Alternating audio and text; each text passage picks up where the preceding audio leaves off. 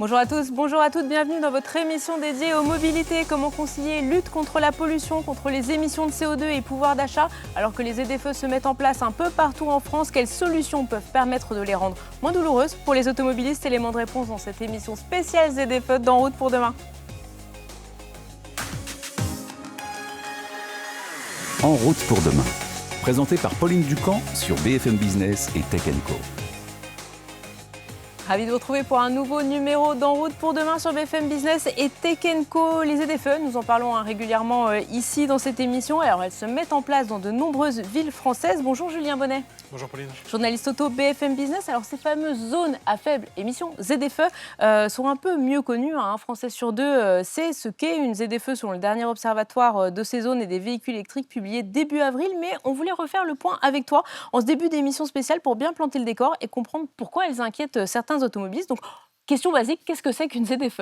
Oui, alors tout simplement, on va réviser en effet les bases. C'est l'acronyme de zone à faible émission. Donc concrètement, une zone urbaine avec des objectifs de réduction des émissions de polluants. Donc là, ça vient de directives européennes. On voit ces villes qui s'adaptent un peu pour réduire la pollution un peu partout en Europe. Et donc en France, ça prend la forme des ZFE. La pollution, en effet, elle serait à l'origine de 100 000 décès prématurés chaque année en France. Et si on note une amélioration globale de la qualité de l'air, on va dire dans les dernières dizaines d'années, il y a certaines villes qui continuent à franchir en fait des seuils réglementaires au niveau de certains polluants, notamment les NOx, donc les oxydes d'azote, ou encore les particules fines.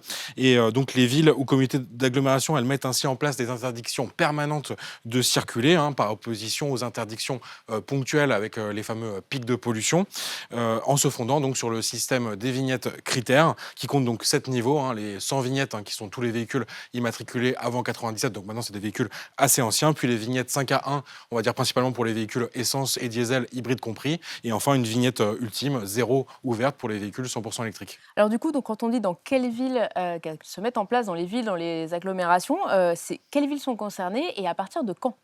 Alors c'est ça qui est intéressant, c'est qu'en fait on a déjà une dizaine de ZFE actuellement. Ça se trouve, vous vivez dans une ZFE mais vous ne le savez pas.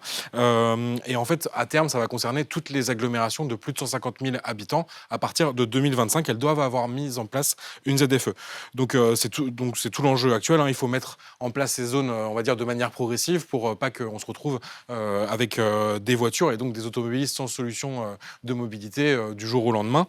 Alors le problème c'est qu'actuellement en fait on va dire les périodes pédagogiques, elles se succèdent sans vraiment qu'il y ait de mise en place de la verbalisation. Alors pédagogique, c'est-à-dire qu'en fait, il n'y a pas de verbalisation, l'interdiction existe, mais pour l'instant, on n'a pas les amendes. Voilà, on va dire qu'elle est faite pour que les gens commencent à s'habituer, mais on ne va pas leur mettre d'amende parce qu'on veut justement garder cette période de compréhension, de peut-être s'adapter en réfléchissant à comment on peut changer de véhicule. La difficulté, c'est que le calendrier aussi, il évolue. C'est-à-dire que par exemple, le meilleur exemple, c'est peut-être à Paris, où on avait une interdiction des critères 3 qui était prévu pour juillet 2022, qui a été reporté à 2023. Puis maintenant, on avait 2024. dit que ce serait pour les JO. Et là, finalement, on dit, ce sera plutôt fin 2024, parce que pour les JO, on a déjà d'autres problèmes à régler. Et là, ça vient de tomber. Il y a une métropole, par exemple, comme Bordeaux, qui vient de décider que eux, la ZFE, ça serait seulement à partir du 1er janvier 2025, donc seulement le moment où ça devient obligatoire. Alors du coup, combien de véhicules au total en France n'auront plus le droit de circuler à cause de ces zones à faible émission, donc d'ici 2025? Normalement, si on respecte le calendrier, même si tu viens de nous dire que c'était un peu plus compliqué que ça. Oui, c'est ça qui était intéressant dans l'étude que tu as citée, Pauline, en début d'émission, donc sur comment un Français sur deux qui aujourd'hui sait ce que c'est une ZFE. Donc l'Observatoire des zones à faibles émissions, ils ont justement mesuré le nombre de véhicules qui seraient concernés. On est quand même à 6 millions de véhicules qui seront plus autorisés à circuler au 1er janvier 2025, si on prend en compte qu'à cette date, en fait, normalement, ce seront les critères 3 et les vignettes antérieures qui seront interdites. Donc on a environ 4,1 millions de critères 3 dans les différentes ZFE concernées, 2 millions de critères 4, 5 non classés. Et si on prend le parc français, j'ai regardé quand même parce que ça peut être intéressant, parce qu'il y a des gens qui peuvent ne pas vivre directement dans des ZFE, mais ponctuellement avoir besoin d'aller dans des grandes villes. Et donc actuellement, on compte globalement 10 millions de critères 3, 14 millions de critères 2 et 11 millions de critères 1, qui sera quand même l'interdiction qui va arriver en bout de cycle. Par exemple, Paris le prévoyait pour 2030. Ça fait facilement plus de la moitié, voire des 2 tiers des véhicules en France qui vont être concernés par ces interdictions. Donc voilà, un vaste programme de renouvellement à entreprendre. Et finalement, un des chiffres qui était intéressant, donc encore une fois dans l'étude dont on parlait, plus d'un tiers des propriétaires expliquent qu'à cette date, donc 2025, ils continueront à circuler avec leurs véhicules actuels parce qu'ils n'ont tout simplement pas les moyens d'en changer. D'où cette émission spéciale. Merci beaucoup, Julien. Tu restes avec moi en plateau, avec nos invités. Nous allons essayer de trouver des solutions pour concilier cette protection de la qualité de l'air et le pouvoir d'achat. BFM Business et Tech Co présente En route pour demain, l'invité. L'invité, ou plutôt les invités pour cette spéciale ZDFE. Cette semaine en plateau, nous accueillons David de Regnocourt. Bonjour. Bonjour. Merci beaucoup d'être avec nous aujourd'hui. Vous êtes ingénieur motoriste, fondateur de Sphere Tech, une société en fait qui est spécialisée dans notamment le décrassage des moteurs et notamment les diesels. Mais ça, on va y revenir tout au long de notre interview. Et à vos côtés, on retrouve Arsène Vassib. Bonjour. Bonjour. Porte-parole de l'association de la Ligue de défense des conducteurs. Merci beaucoup d'être avec nous aujourd'hui. David, je me tourne vers vous. Julien nous l'expliquait tout à l'heure. Les véhicules vont être interdits selon leur âge. Vous dites en fait, plutôt que de les interdire selon leur âge, il faudrait plutôt regarder leur état et faire la différence entre un véhicule bien entretenu et un véhicule moins bien entretenu. Est-ce que vous pouvez nous expliquer ? Oui, tout à fait. En fait, il faudrait plutôt une vignette santé moteur plutôt qu'une vignette âge. Nous, ça fait 25 ans qu'on mesure la combustion des moteurs. La combustion, c'est un équilibre instable et qu'il convient de mesurer. Et quand on la mesure, c'est un petit peu comme une prise de sang moteur. Et on s'est rendu compte qu'en mesurant les véhicules, on s'était rendu compte que 73% des moteurs souffrent en silence et que l'entretien et l'usage avaient un impact énorme sur les polluants. Et le paradoxe de la situation, c'est que finalement, un véhicule, par exemple Euro 4, bien entretenu... Donc Euro 4, qui a quel âge pour qu'on ait une idée C'est les véhicules qui s'arrêtent en 2011, fin 2010. Donc des véhicules qui ont 12-13 ans. Voilà. Un Euro 4 de 2010 peut polluer moins en dioxyde d'azote, par exemple, qu'un véhicule un peu plus jeune, donc la norme Euro 5, mal entretenu. Donc c'est quand même assez étonnant d'imaginer qu'une vignette à bout de plastique va régler le problème d'une voiture, par exemple, qui pollue. Et donc du coup, ça veut dire, mais comment on le mesure ? C'est obligatoire ? Ça serait via le contrôle technique ? On aurait une petite pastille qui dirait ma voiture, elle est bien... Voilà, c'est ça. En fait, en 2015, on a contribué largement à l'écriture d'une loi qui est oubliée, parce qu'en fait, elle est orpheline d'un décret d'application.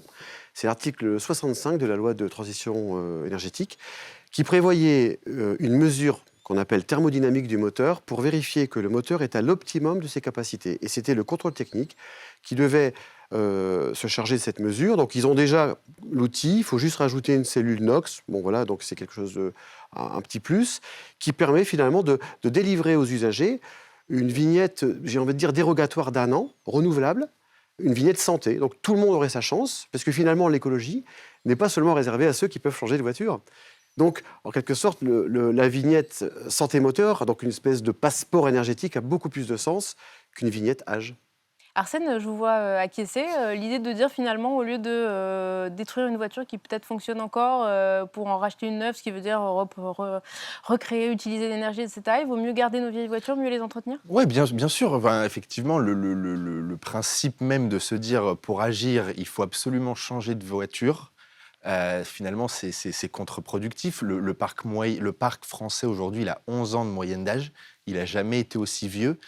Si demain, on nous dit dans 2 ans, il faut que tout ce parc-là, ou en tout cas une énorme partie, ait été changé, on va foncer droit dans le mur, avec une casse sociale qui va être importante. 36% des Français n'ont pas 1 euro à dépenser pour changer de véhicule. Donc vous pourrez mettre toutes les aides que vous voulez, le reste à payer, même s'il est de quelques milliers d'euros, vous avez énormément de gens pour qui ce sera de toute façon trop. Donc c'est vrai que l'idée de se dire votre véhicule, il a une vignette critère qui lui est attribuée au départ, effectivement, ça ne présume rien de l'utilisation qui en est faite derrière. Vous pouvez avoir des véhicules beaucoup plus vertueux, mais parce qu'ils sont bien entretenus par leurs propriétaires, il faut permettre à ces gens-là de pouvoir continuer à circuler dans les zones à faible émission. David, je sais que notamment vous avez fait pas mal de mesures sur des Clio. Alors la Clio, c'est une voiture qu'on connaît tous, nous sommes nombreux à avoir. Vous pouvez nous expliquer un petit peu justement la différence d'âge finalement entre une Clio bien entretenue et puis une Clio où on n'a pas fait très très attention au moteur ?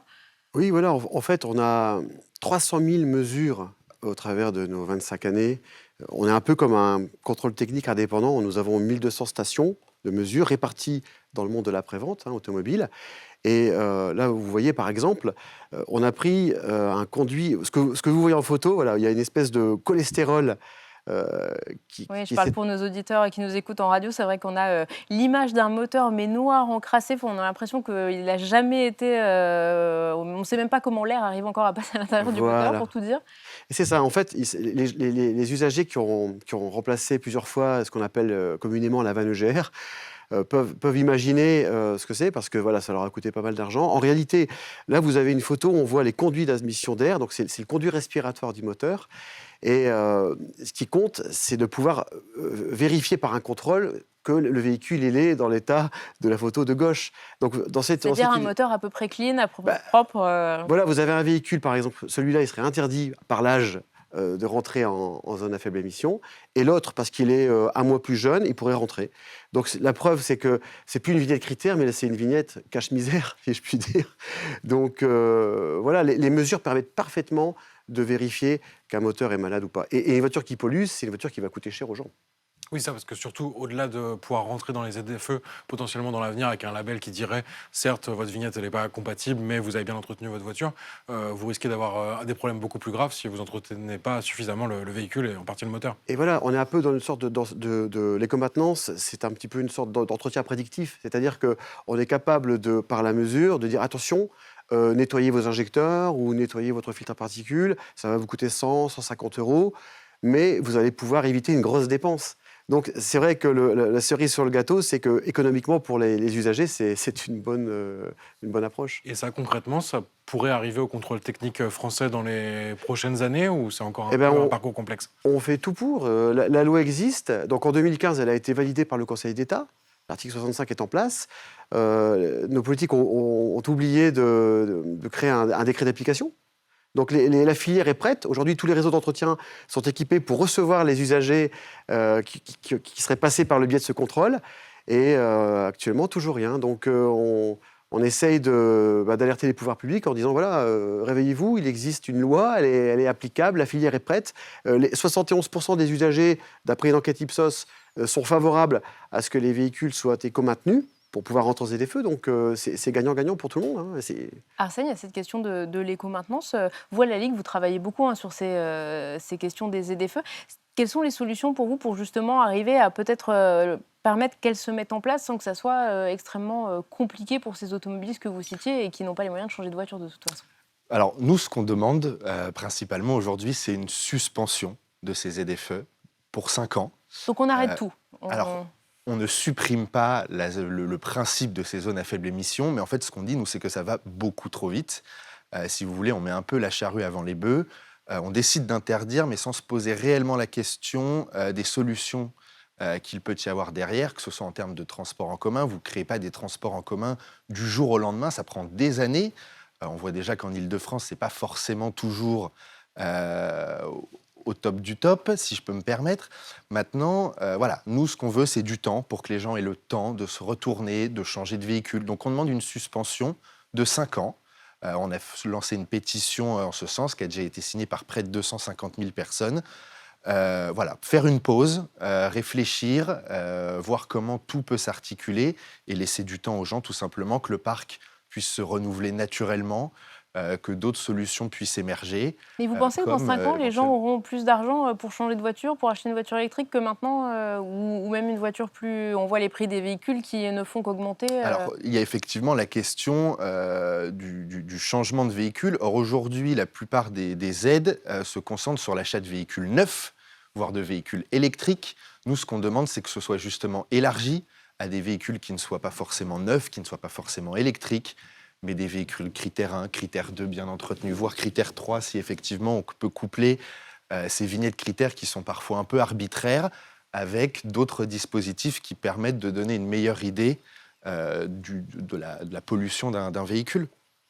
On a un système justement qui est la prime à la conversion, donc qui a changé quand même de périmètre depuis le début de l'année. Pour vous, c'était quand même un outil pertinent et qu'il faut continuer à peut-être faire évoluer pour que ça s'adresse peut-être à certaines populations qui ont plus de difficultés à changer de véhicule? En tout cas, l'étendre, oui, évidemment. Aujourd'hui, ces aides, ces primes à la conversion, la plupart du temps, elles sont soumises à des conditions de revenus qui sont généralement très basses. Ce qui fait que même si vous accumulez toutes ces aides, vous allez arriver jusqu'à 12 000 euros environ. La Dacia Spring, qui est l'électrique la moins chère, elle coûte 20 000 euros. Ouais, donc de toute façon, Donc, vous n'avez pas les 8 000 à Voilà, rajouter au donc bout des qu'on 12 000. vous en mette 12, 13, 14, si vous n'avez pas 1 euro, comme c'est le cas de 36% des Français à consacrer à l'achat d'un véhicule, effectivement, ça ne marchera pas. Donc il faut étendre ces aides, que ce soit en termes de conditions de revenus, pour que plus de gens puissent y avoir accès, et effectivement sortir de la logique d'uniquement la voiture électrique et de permettre aux gens d'acheter une petite citadine critère 2, voilà. Aujourd'hui, on sait qu'il y a une sorte de prise de conscience quand même d'un certain nombre d'élus de se dire en fait, les ZFE, ça va peut-être être compliqué. Julien nous le disait en début d'émission, on recule pour mieux sauter. Finalement, les verbalisations, elles n'arrivent pas. Est-ce que, David, vous pensez que là, on va réaménager le système ou finalement qu'on reste arc-bouté sur 2025 et puis... Non, je pense que jusqu'à maintenant, on fait des efforts pour communiquer auprès des élus.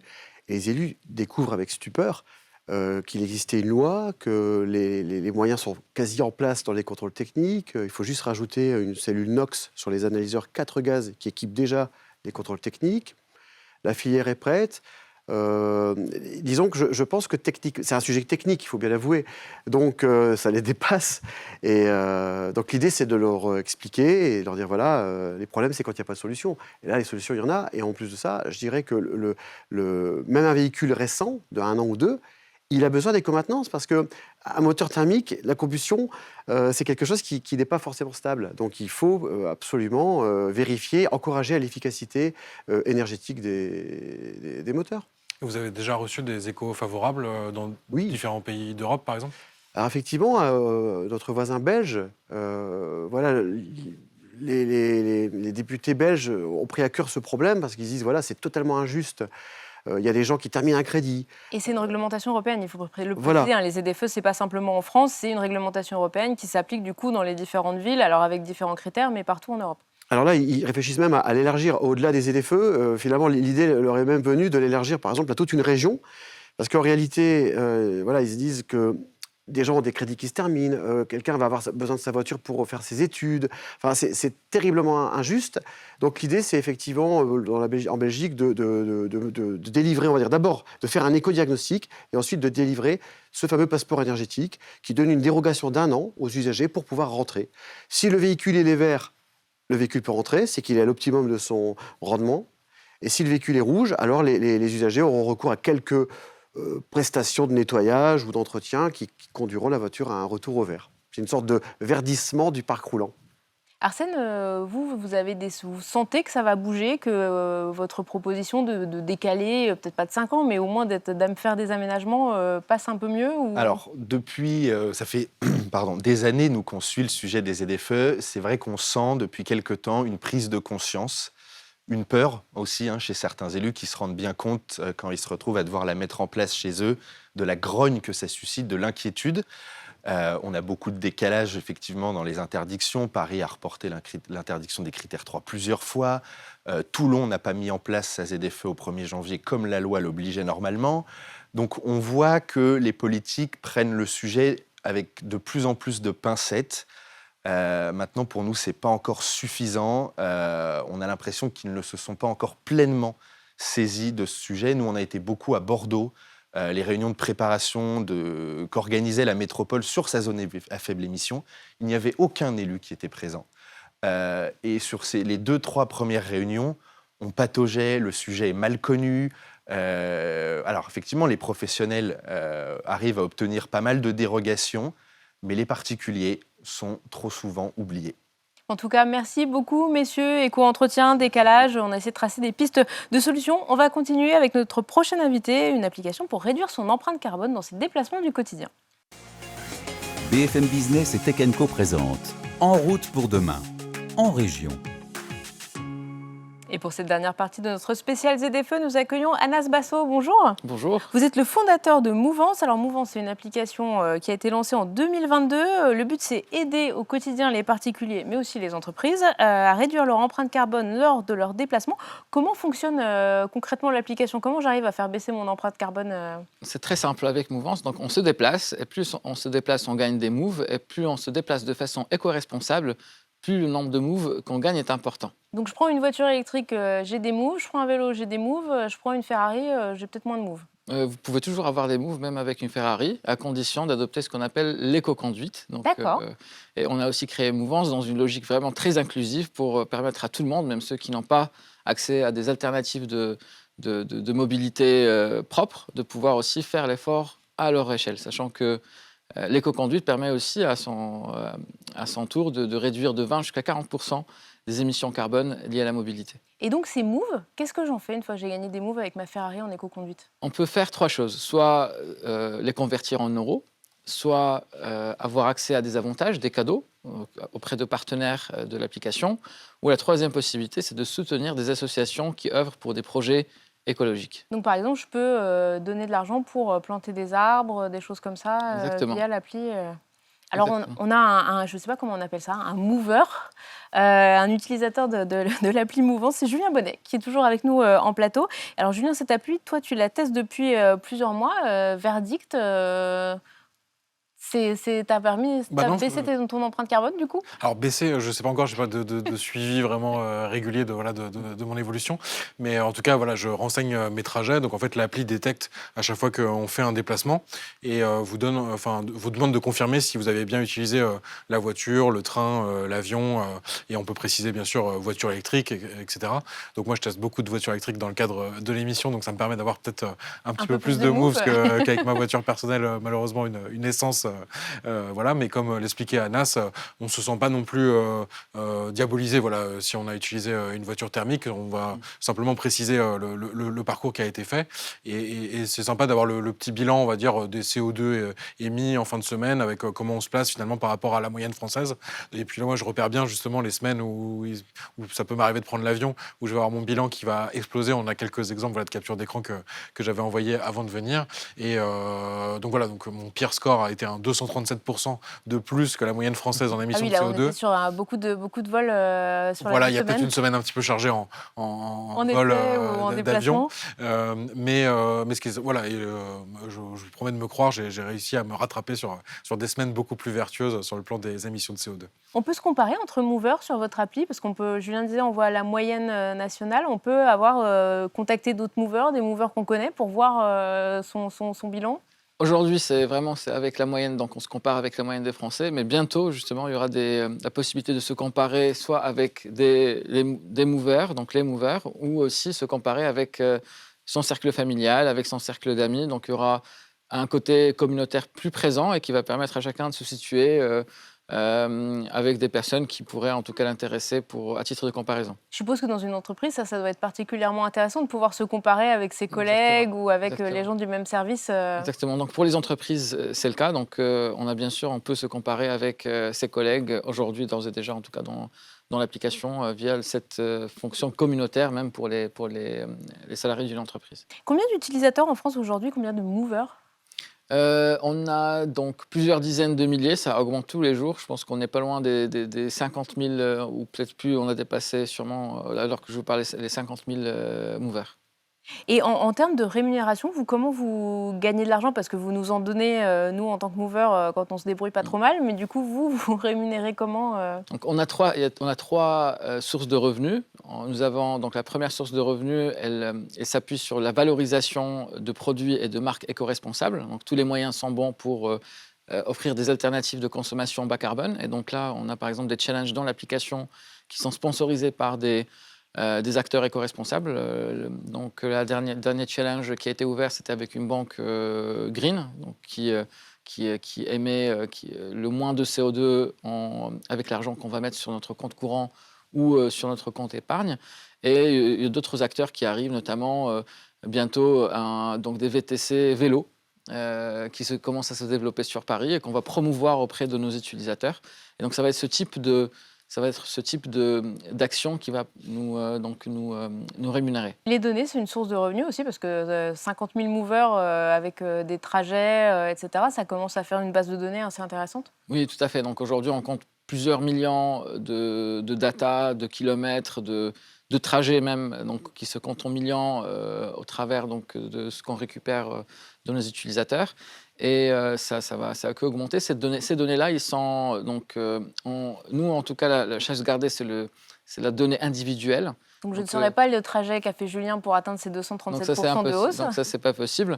Et même pour les entreprises, c'est pas possible aussi de donner des données à une granularité faible. Donc l'idée, c'est de garder vraiment des granularités importantes et plutôt dans un but d'étude de flux de mobilité global. Donc il ne s'agit pas de... Donc les données, oui, ils peuvent avoir de la valeur, pas aujourd'hui, mais demain, avec beaucoup plus de données, beaucoup plus d'utilisateurs, et ça va avoir une valeur plus pour étudier les flux de mobilité, par exemple, dans une zone géographique à l'échelle d'une ville ou d'une grande agglomération. Eh ben, merci beaucoup, Anas Mbasso, d'avoir Merci été à vous. avec nous aujourd'hui. Merci beaucoup, Julien Bonnet, aussi, d'avoir été avec nous en plateau tout au long de l'émission. En route pour demain, c'est déjà fini. On se retrouve la semaine prochaine, le week-end, sur BFM Business et en multidiffusion sur Tech Co. Prenez soin de vous, à bientôt. En route pour demain, la mobilité sous toutes ses formes sur BFM Business et Tech Co.